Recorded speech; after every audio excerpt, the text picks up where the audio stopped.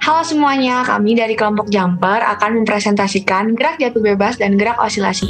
Sebelumnya, izin memperkenalkan diri ya, nama saya Niputu Sivana Yuantarini dengan NIM 11.022.04.471 dengan nomor urut 61. Selanjutnya akan dilanjutkan oleh rekan saya, yaitu Deminar. Perkenalkan, nama saya Deminar Sadai Sirait dengan NIM 11.022.04558 dan nomor urut 08. Selanjutnya ada Naufal Umar. Kenalkan, nama saya Naufal Umar Al-Ghifari dengan NIM 1201202340 dengan nomor urut 45. Selanjutnya ada Jonathan Vito. Kenalkan, nama saya Yatan Setiawan dengan NIM 1101200149 dan dengan nomor urut 107. Selanjutnya ada Tegar Muhammad. Assalamualaikum, perkenalkan nama saya Tegar Muhammad Al-Hadi dengan NIM 1102201676 dengan nomor urut 29. Dan yang terakhir ada Firda Rizky. Perkenalkan, nama saya Bedia Nifa dengan NIM 1104204038 dengan nomor urut 89. Nah, itu perkenalan dari kelompok Jumper. Selanjutnya kita akan mempresentasikan atau membahas tentang gerak jatuh bebas. Pada modul kali ini kita akan membahas seperti yang tertera dari tujuan hingga kesimpulan. Dan tujuan alat dan bahan akan dijelaskan oleh Firda. Tujuan dari modul gerak jatuh bebas adalah yang pertama memahami konsep gerak jatuh bebas dan percepatan gravitasi. Yang kedua yaitu menentukan percepatan gravitasi setempat menggunakan gerak jatuh bebas.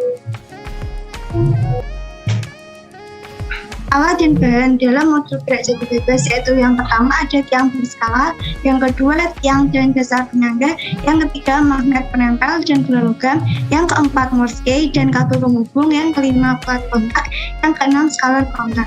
Alat-alat tersebut bisa kita lihat di gambar yang ada di bawah. Nah, selanjutnya itu ada dasar teori dan tata cara praktikum akan dijelaskan oleh Naufal. Selanjutnya, dasar teori. Apa itu gerak jatuh bebas? Gerak jatuh bebas adalah bagian dari gerak lurus berubah beraturan vertikal, di mana kecepatan awalnya adalah 0. GJB terjadi hanya jika tidak ada hambatan udara ataupun hambatan lainnya, menurut Galileo Galilei. Gerak jatuh bebas sendiri dicetuskan oleh Galileo Galilei dan dibuktikan oleh David Scott yang melakukan percobaan bulu ayam dan palu di permukaan bulan. Kemudian rumus yang digunakan pada gerak jatuh bebas merupakan lanjutan dari gerak lurus berubah beraturan dengan lintasan vertikal yang memiliki percepatan konstan dan kecepatan awal 0. Persamaan posisi gerak lurus perubahan adalah untuk jarak awal ditambah kecepatan awal dikali dengan waktu ditambah setengah dari percepatan dikali waktu kuadrat. Kemudian kecepatan akhir kuadrat sama dengan kecepatan awal kuadrat ditambah 2 dikali percepatan dikali jarak. Kemudian kecepatan akhir sama dengan kecepatan awal ditambah percepatan dikali dengan waktu. Karena kecepatan awal sama dengan 0 dan percepatan sama dengan percepatan gravitasi, maka persamaan rumus gerak jatuh bebas dinyatakan oleh H sama dengan setengah dari percepatan dikali waktu dikuadratkan. Kemudian kecepatan akhir kuadrat sama dengan 2 dikali percepatan gravitasi dikali dengan ketinggian. Dan terakhir, kecepatan akhir sama dengan percepatan gravitasi dikali dengan waktu.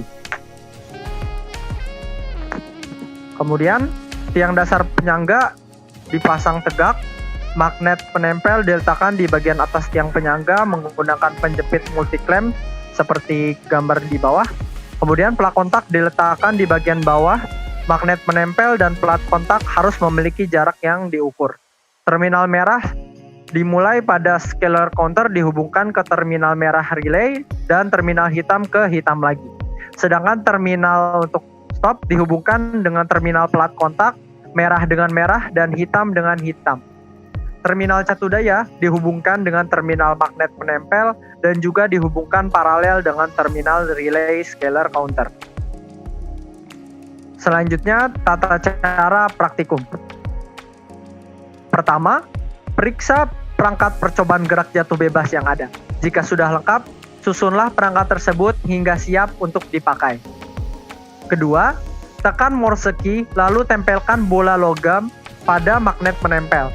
Catat kedudukan bola logam terhadap dasar atau plat kontak. Ambil data kedudukan ini sebagai jarak Y1. Ketiga, jatuhkan bebas bola logam dari magnet penempel. Catat waktu bola logam untuk mencapai dasar. Ambil data ini sebagai T1 atau waktu pertama. Lakukan pencatatan waktu T1 untuk 4 kali percobaan. Keempat, ubah kedudukan penempel magnet, lalu pasang bola logam. Catat kedudukan bola, ambil data ini sebagai Y2. Catat waktu bola logam mencapai dasar, ambil data sebagai T2. Kemudian lakukan pencatatan waktu untuk 4 kali percobaan. Yang kelima, ulangi langkah 2-4 hingga diperoleh data yang cukup untuk pengolahan data, yaitu minimal 4 kali percobaan. Ya, untuk pengolahan data, di sini ada tabel yang harus kalian isi. Mulai tadi dari kan percobaan dari ketinggian 0,1 meter atau kita bisa sebut 10 cm. Terus berubah lagi nambah 5 cm jadi 15 cm, 20 cm dan yang terakhir 25 cm. Nah, karena setiap ketinggian itu harus minimal dilakukan 4 kali percobaan atau 4 kali menjatuhkan bola besi. Meskipun bola besinya dengan berat yang sama dan volumenya sama, pasti waktunya yang jatuh itu akan berbeda dengan persentase yang sangat kecil. Hanya berbeda di antara koma. Makanya dilakukan perhitungan secara 4 kali kan. Nah, saat penjatuhan pertama mencatat waktunya T, yaitu waktu dari bola itu dilepaskan hingga menyentuh scalar counternya dan menghentikan waktu yang ada di scalar counter. Untuk T kuadrat sendiri itu adalah hasil kuadrat dari yang dicatat di sini T-nya. Hal ini berlaku sama untuk ketinggian berbeda di sampingnya ini. Nah, untuk yang di atas ini T kuadrat average artinya adalah rata-rata dari T kuadrat keempat percobaan ini. Jadi ditambahkan lalu dibagi 4. Jadilah T kuadrat average. Dan yang akan dipakai adalah yang di atas ini, yang average. Jadi hati-hati di perhitungan di antara ininya nih, T kuadratnya. Jangan salah mengkuadratkan atau menjumlahkannya, nanti hasilnya bisa berpengaruh ke fase selanjutnya. Lanjut. Nah, kali ini kita menggunakan regresi linear. Karena ada dari beberapa ketinggian, kita harus menggunakan regresi linear untuk mendapatkan nilai yang tepat. Nah, di sini kan kita mencari nilai dari G, gravitasi bumi. Nah, untuk di regresi linear ini, sumbu X kita menggunakan dari T kuadrat. Diisi dari T kuadrat yang tadi, T kuadrat average-nya.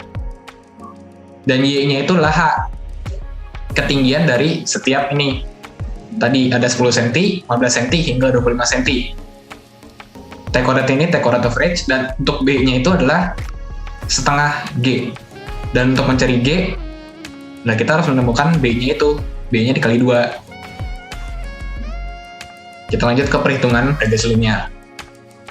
Nah, untuk rumus mencari B, ini seperti biasa, sudah ada di web fisika dasar. N-nya itu adalah jumlah berapa kali itunya ada di percobaan kita, ada sebanyak sekitar 5 kali tadi, 5 ketinggian. Mencari delta Y kuadrat juga dirumuskannya seperti biasa. Delta B sama dengan delta Y dikali sekian. Nah, untuk pelaporan ini agak berbeda karena nilai B-nya itu, nilai G-nya adalah 2 kali B. Maka nilai delta B-nya juga harus dikali 2. Sehingga pelaporannya agak sedikit berbeda. Kita lanjut ke tahap kesimpulannya. Nah, setelah dilakukan percobaan, gerak jatuh bebas itu kan merupakan GLBB. Tapi lintasannya vertikal, bukan horizontal. Nah, percepatannya itu percepatan gravitasi bumi. Karena percepatannya kan kita tahu kalau percepatan ini bumi itu kan 9,8 meter per second kuadrat. Nah, kalau GLBB itu kan bisa ada awalnya kecepatan awal, tapi kalau untuk GJB ini diingatkan lagi kalau kecepatan awalnya 0 karena kita melepaskan benda dari tengah-tengah. Nah, untuk percepatan gerak ini kan disebabkan oleh gravitasi bumi menuju ke pusat bumi. Jadi kita dapat mengaplikasikan rumus GLBB ini untuk mencari percepatan gravitasi setempat dengan tadi percobaan yang telah kita lakukan. Nah, untuk menemukannya itu angka tepat itu menggunakan regresi linear tadi.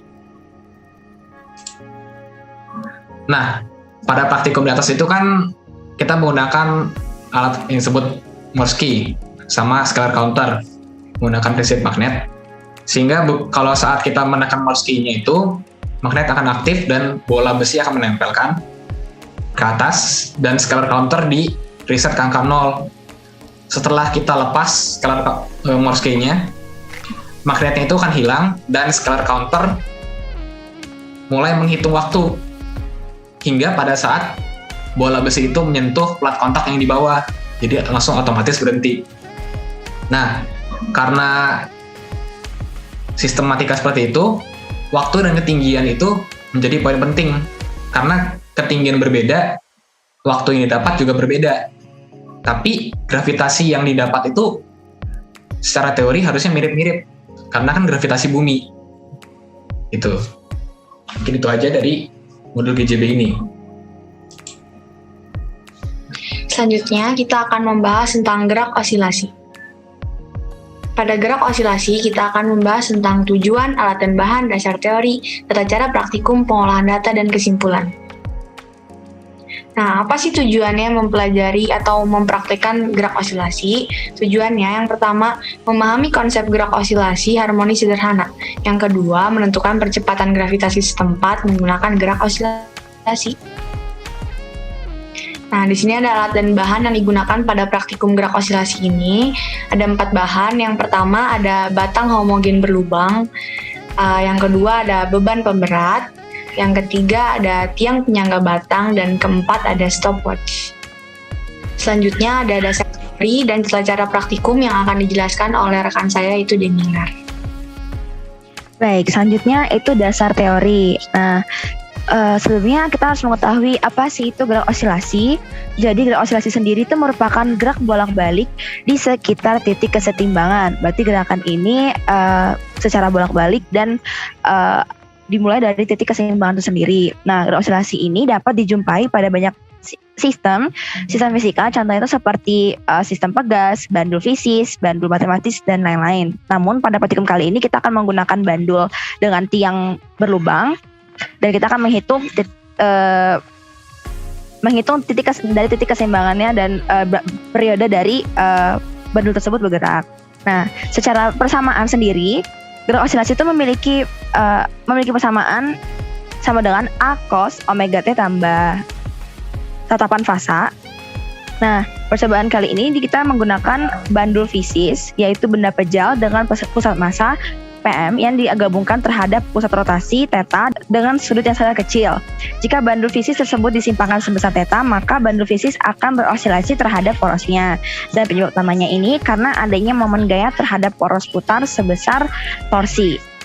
Torsinya itu atau momen inersianya itu sama dengan negatif massa benda dikalikan dengan percepatan gravitasi dikalikan dengan jarak pusat massa ke titik O dikalikan dengan sin θ-nya.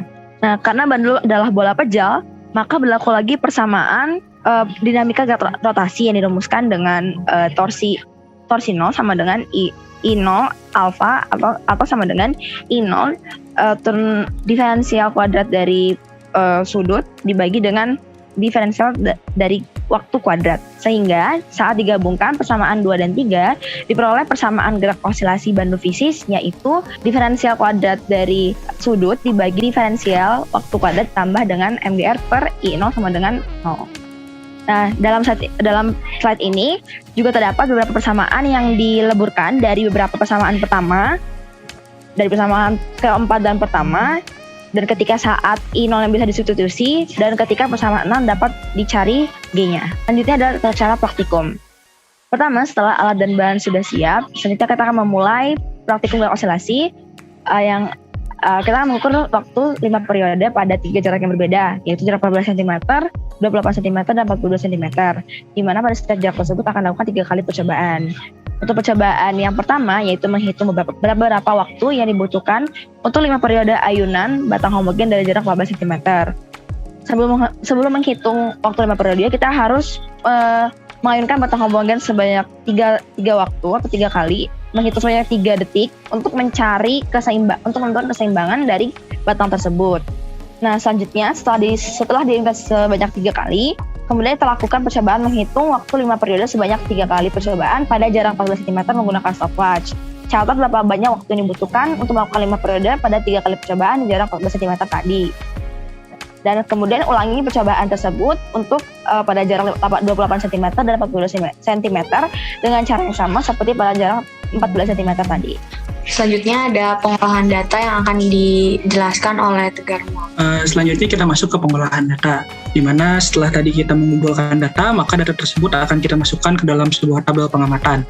Di dalam tabel pengamatan ini bisa dilihat terdiri dari beberapa kolom, di mana kolom tersebut terdiri dari posisi, jarak batang homogennya, lalu 5T atau 5 periode sebanyak 3 kolom, dan yang terakhir adalah T atau 1 periodenya. Nah, pada percobaan pertama, yaitu pada ketinggian atau panjang batang homogen 14 cm, kita akan menghitung 5T atau 5 periode itu sebanyak 3 kali percobaan. Maka sesuai dengan hasil yang di stopwatch, kita akan masukkan hasil tersebut ke dalam tabel pengamatan ini. Sama seperti pada panjang 28 dan 41 cm, maka kita tinggal memasukkan saja nilai yang dihasilkan oleh stopwatch pada 5 periode dan pada 3 percobaan masing-masing tadi. Kemudian kita akan mencari nilai T atau 1 periodenya. Bagaimana cara mencarinya? Maka kita harus menambahkan nilai dari stopwatch tadi sebanyak 3 kali percobaan tersebut, kemudian dibagi dengan 15. Kenapa dibagi dengan 15? Karena pada dasarnya kita ini menghitung 5 periode, kemudian kita menghitung sebanyak 3 kali percobaan.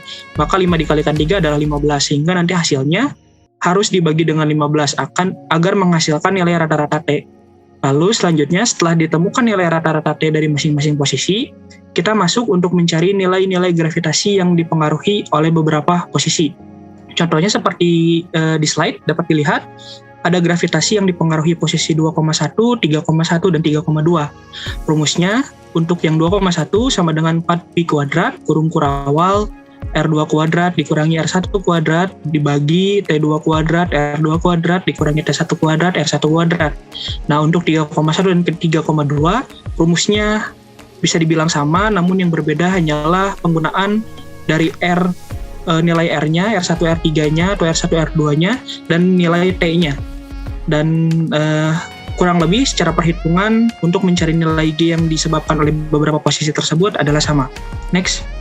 Nah, selanjutnya setelah kita mencari nilai-nilai gravitasi yang dipengaruhi posisi tersebut, kita harus mencari nilai rata-rata G, yaitu G bar sama dengan G 2,1 ditambah G 3,2 ditambah G 3,1. Jadi nilai yang telah kita temukan tadi, kita tambahkan semuanya lalu kemudian kita bagi 3. Hasilnya, maka itu akan menjadi nilai rata-rata gravitasi dengan satuan meter per sekon kuadrat, karena merupakan gravitasi. Lalu setelah itu kita harus mencari nilai ketidakpastian. Nah, untuk mencari nilai ketidakpastiannya, kita menggunakan delta G, di mana delta G tersebut akan sama dengan G bar dikurangi G-nya sendiri. Di mana kita akan mencari nilai ketidakpastian antara G2,1, G3,2, dan G3,1. Cara mencarinya sama, yang berbeda hanyalah penggunaan pengurangnya, yaitu disesuaikan dengan apa yang ingin kita cari. Lalu dari ketiga rumus ini nilainya sudah pasti mutlak sehingga pasti positif. Nah, selanjutnya kita untuk memiliki atau memberikan sentuhan terakhir, kita harus melakukan pelaporan dari praktikum ini, di mana pelaporan atau format yang diminta adalah G bar plus minus delta G meter per sekon kuadrat, di mana delta G yang digunakan di sini adalah delta G yang tadi dihasilkan dan dicari nilai yang paling besarnya, sehingga nanti kita bisa mencari dan bisa menemukan di mana di mana G bar itu ditambah delta G lalu G bar dikurangi delta G karena nilainya plus minus. Next. Nah, selanjutnya masuk ke kesimpulan. di mana kesimpulan yang dapat kami ambil adalah di mana yang pertama kita dapat mencari nilai gravitasi sekitar menggunakan konsep gerak osilasi. Di mana dengan kita mengamati dan melakukan gerak osilasi tersebut, maka kita dapat mencari nilai gravitasi setempat yang ada di sekitar kita melakukan praktikum tersebut. Yang kedua, gerak osilasi itu merupakan gerak harmonis sederhana. Mengapa? Karena bandul itu bergerak bolak-balik melalui suatu titik keseimbangan tertentu, dan banyaknya getaran atau periode itu cenderung konstan. Lalu yang terakhir, massa benda itu tidak berpengaruh terhadap perhitungan gravitasi setempat. Bisa dilihat di rumus yang telah tadi digunakan dan tadi di dasar teori diturunkan, tidak ada unsur massa, sehingga dapat dikatakan bahwa massa itu tidak berpengaruh terhadap pencarian perhitungan gravitasi setempat. Mungkin cukup sekian mengenai penjabaran dari kesimpulan tentang gerak osilasi. Selanjutnya saya kembalikan ke moderator. Nah, sekarang kita akan menampilkan presentase kerja.